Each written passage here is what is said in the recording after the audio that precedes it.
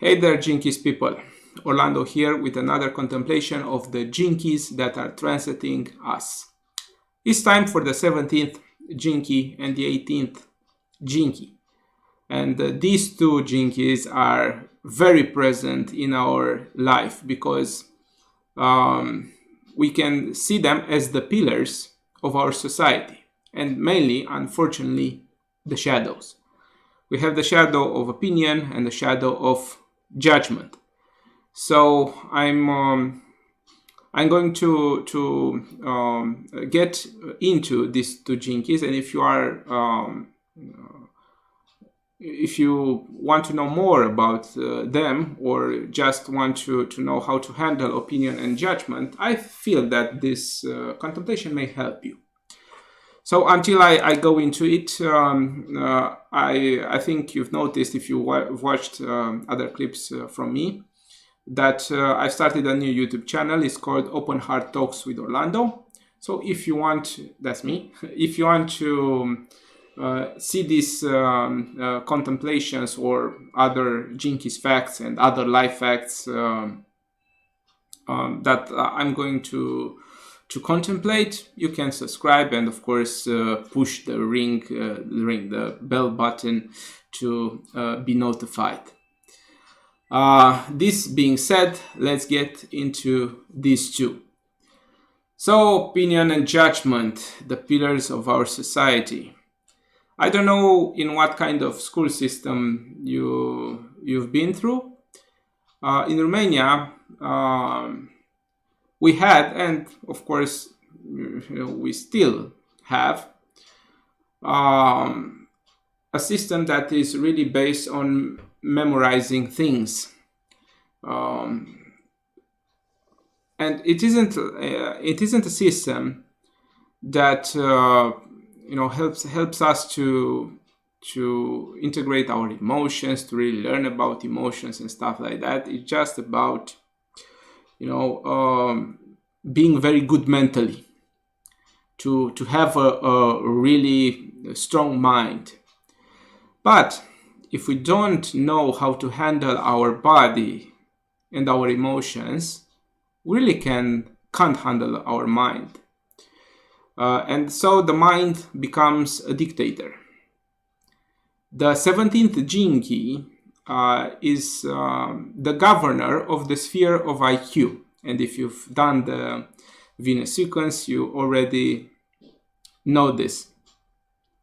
So the sphere of IQ is about our mental development from 14 years old to 21 years old.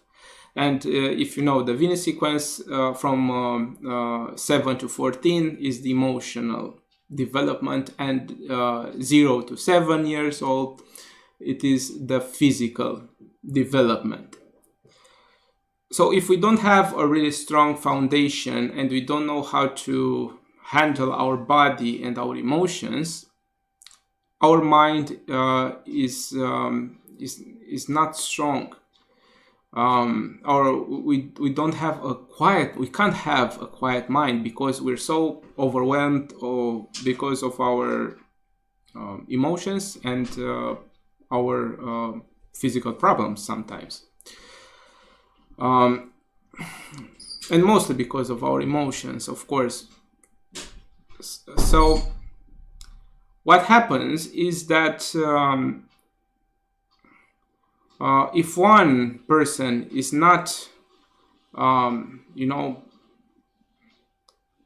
taught to handle life from an early age, and what I'm saying is to be taught in a very safe environment, not really thrown into life or death situation, because this may be very traumatizing. I'm talking about in safe environments, to feel protected and to feel you can you can experience life, if you experiment life. So most of the adults in our society were taught in this manner, not only to use their mind. Because if you have a good mind, you can make a lot of money because you can have a good profession and stuff like that. And so most of the people in this world are not really emotionally and mentally mature, and not physically mature, because there are many people that are ashamed of their bodies, or just don't access their their gifts, what they can do with their hands, with their physique, with so this is why the 17th gene key is so important, because people that aren't mentally, emotionally, and physically mature are stuck in their opinions. They are just because they really know only how to handle the mind. And if they were taught like me, were in school systems that were based on memorizing stuff, it's like these people are holding on to these opinions because they are the only things that that they feel it is truth. So when they cling to these opinions, to their judgments is like I don't know anything else. This is why I'm clinging to my opinions, to my judgments. So this is the case for most of the people in the Western worlds. We're adults that don't know how to do anything else but just to cling to our opinions and judgments. So we want the truth.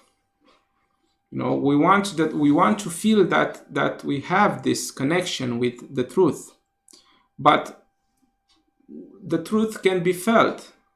When we try to express the truth, it doesn't come out as truth. It comes out as interpreted truth.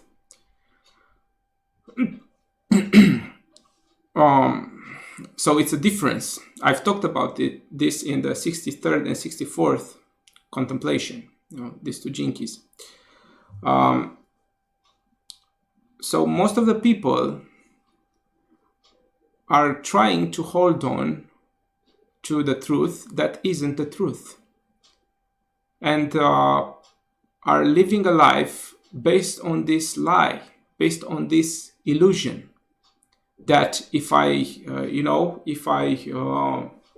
express my judgment, my opinion, and I say this is the truth, I will be safe, because nobody taught them how to be safe in the world.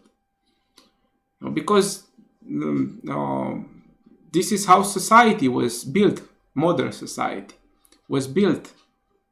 Just we have all the commodities, so we don't really have to learn how to live. And this was, I feel, a grave error on our part. But of course, evolution is about errors. So maybe it was a needed error, so we can experience this stuff, this uncertainty, this not feeling safe. And when I'm talking right now, people don't feel safe in the world because they don't know how to handle life. They aren't connected to life. Integrity, the gift of the 18th gene key, is about being connected with life, being connected with everything. Yeah. So it's not like I'm in Romania. There is such a fight to be a person with integrity. Because we feel that we have all this corruption around us, and this isn't really true. Of course, we have corruption everywhere. There is corruption, but this judgment that I want to vote for a person with integrity, this is an illusion. because a person can't have integrity. Integrity is about the collective. Integrity is about communion.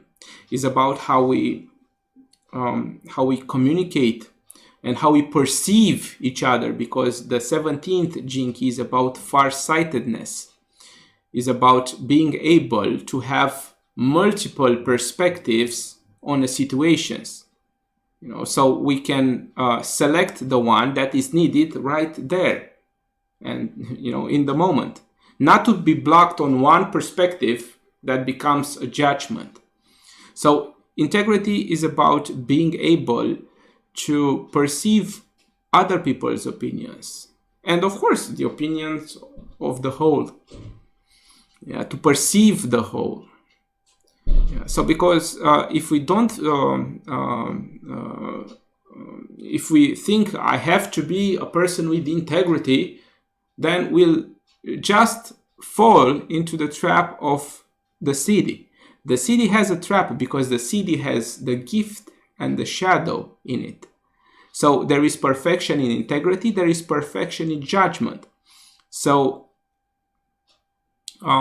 when we try to be a person with integrity, like being very morally sound, to be a very moral person, we just fall in the trap that we want to be perfect as humans, and there isn't a human that is perfect. We all have imperfection in us. So there is a trap right there. And then, so we weren't taught how to communicate, to be in communion with others, because we were taught how to be competitive with others. So we weren't taught to have integrity as a group, because if we have integrity as a group, of course there will be some people in that group that won't be on the same standards as everyone, but the group will support them. The group will help them rise, because if they don't want to rise with the group, with the consciousness level of the group, of course they leave. They can't. They couldn't stay in that environment. So integrity and farsightedness is about collective, is a collective aspect, is about all of us, all of us is humanity. We are a species with integrity or not, because if we look ourselves as a whole, we can't really judge, because one cell cannot judge the organism. So one cell can play the role of that cell, but can't really judge the organism, because we are part of the organism. If we were taught from children how to handle life, how to handle challenges from life, then it would have been so much easier to see this, to see the whole, to see how we are interconnected, and we really need each other to grow.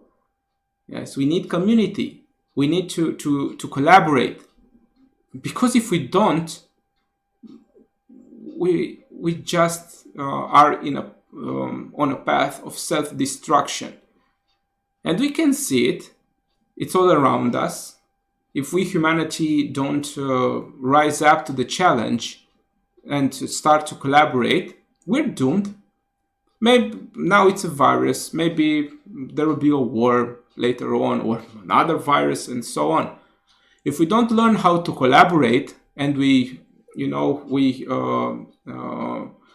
just hide ourselves and or our deeds, we'll be screwed in the future. We don't have a chance. And I'm not the only one saying this. I've told you in another contemplation, because I really like to use his name because he's very well known. Michio Kaku said, the neurophysicist, not neurophysicist, the physicist, the theoretical physicist, that is everywhere on, has lots of shows. And in one of his shows, he talked about our civilization, how we are going to a self-sustaining society from a society that can't really sustain itself, because we see economy is not a self-sustaining mechanism. It's just it's a mechanism that has to break down from time to time so it can work. So we're going from a type 0 civilization on a Kardashev scale to a type 1 civilization on the same scale. And what this means is we are learning how to be self-sustainable, how to have self-sustaining energy, to how to collaborate, and things that make us really grow as a species, not like we are right now in countries, and we're growing on parts, and wars happen and stuff like that. And Michio Kaku says this is the most volatile period in the human history, because if we get through this and we don't put the push the self-destruction button, we'll be all right. From a type 1 civilization, we won't have the reason to destroy ourselves anymore. But right now, on a type 0 civilization, we have all the reasons to do this, because we don't have self-sustaining nothing. We're dependent on this economy that is having its last breaths, is dying. We're depending on these fossil fuels that are not renewable. We're depending on countries and leaders that are distributing the wealth not very equally. And we can't really go on. Yeah, we can't really go on like this. This isn't integrity. This isn't like living in an organism that has integrity. Structural integrity. Let's contemplate this. Yeah, structural integrity. We don't have this. So we're leaking right now as humanity. And what we can do right now is to understand that if we cling to our opinions and judgments, we are doing this because nobody taught us how to do, things in a different manner. But there are other manners. There are many other perspectives. If we learn how to transcend opinion and judgment, and how we do this is we can have our opinions and judgments, but not to be attached to them, to say this is the truth, because you don't have the truth. You may feel the truth, but you don't have it. We're in the truth right now. So if you are clinging to something, to an idea that I feel I'm right, you're doing yourself and the world a disservice. No, you're not serving the whole. And we all do this. I'm doing this. I feel all of us do this. Sometimes it is very subtle, we just cling to these judgments that we have and these opinions that I'm right and you are wrong, and we can't really go on like this anymore. So it's about not trying to be perfect anymore, and not trying to have an image that says something that doesn't really represent us. Because if we look on Facebook, there are lots of people that really want this image, like a perfect couple or the perfect job or the perfect smile or the perfect some people put themselves naked on Facebook or wearing not so many clothes. Look at me. So what I'm saying is we have to let these images go, because these images that we put out that aren't really us, they are judgments. They are saying to us, I'm not accepting myself any other way than this perfect image. So we really judge who we are.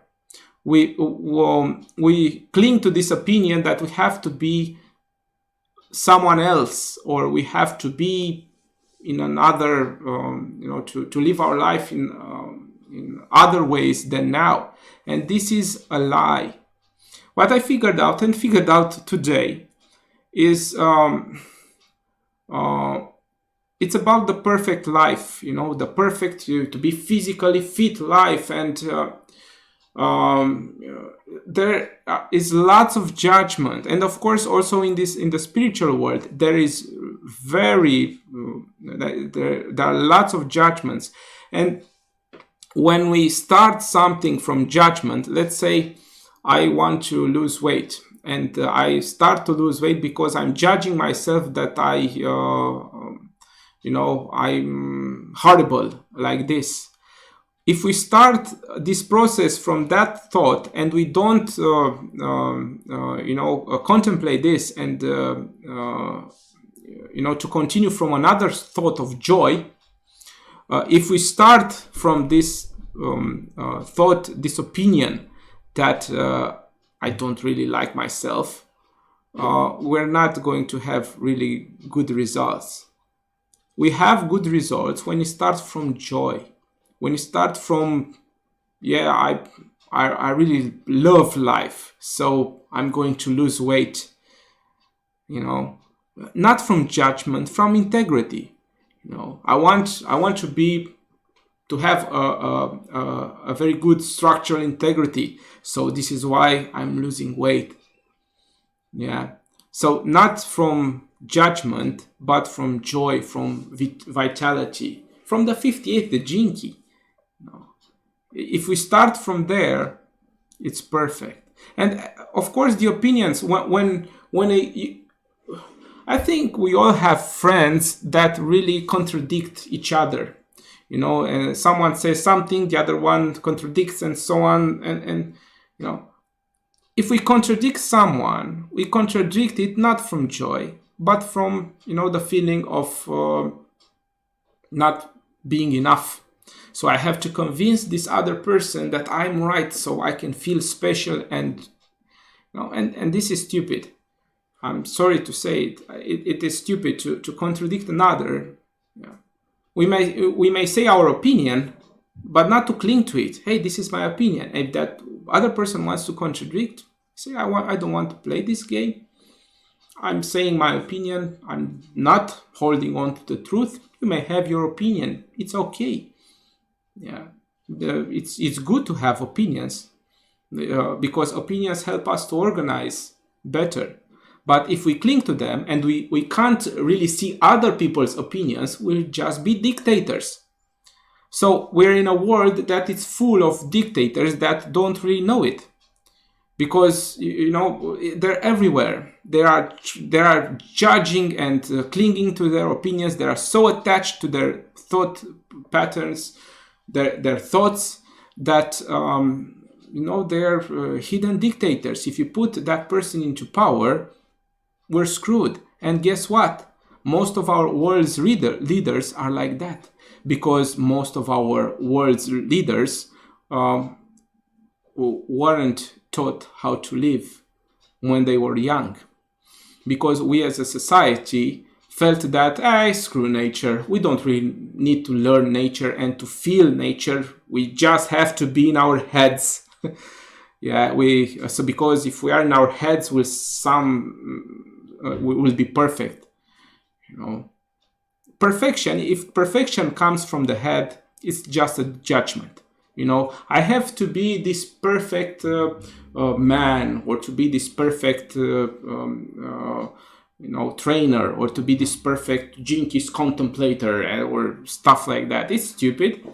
You know, perfection comes from integrity, and what this means is perfection comes naturally. It comes in every aspect of life.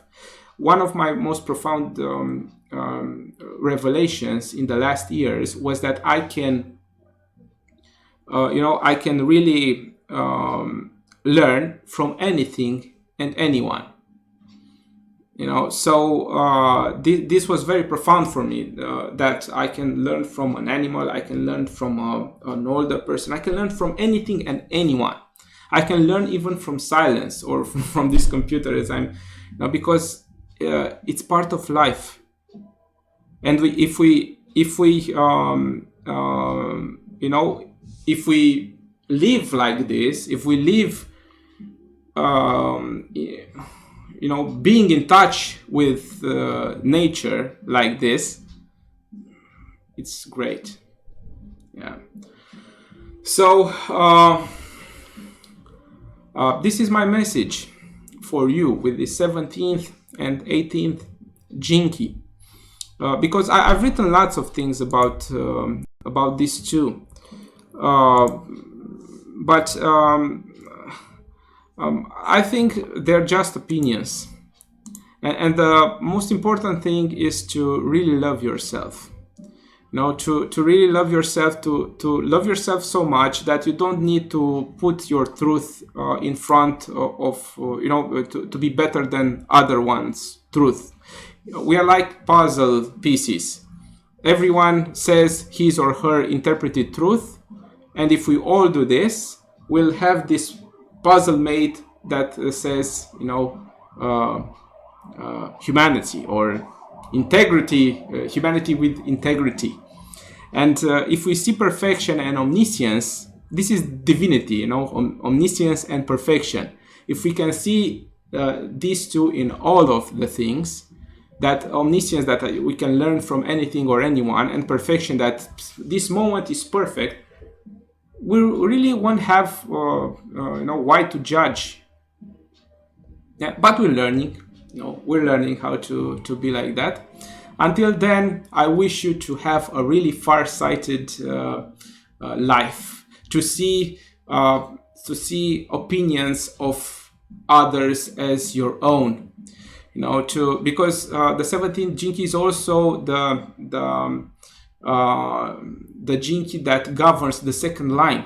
It's very important. The 17th governs the IQ, and also governs the second line, and the shadow of denial. And farsightedness makes us get out of denial, because denial is like picking an extreme because we don't like the other extreme. Farsightedness is seeing all of the extremes, you know, so we can really choose what we want from that situation, and deny nothing. No, deny nothing, says the 17th Jinki. No, everything is perfect around you. You can learn from anything. Don't deny yourself. Don't deny your love because you weren't taught how to love. Learn how to love. You can do that. Yeah, of course it's harder when you are adults, but it's a process, but it is possible.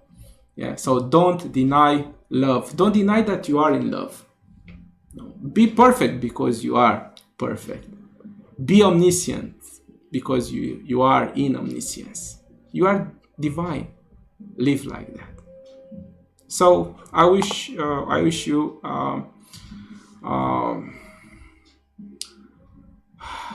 I don't know how to put it in words. I wish you just a good life. You have the puzzles, you have the puzzle pieces of your life. You just have to put them together. You know, if you do this in your person, in your life, in yourself, you know, you can be, of course, the piece of puzzle that helps us to grow as humanity. So have a good life. Bye bye.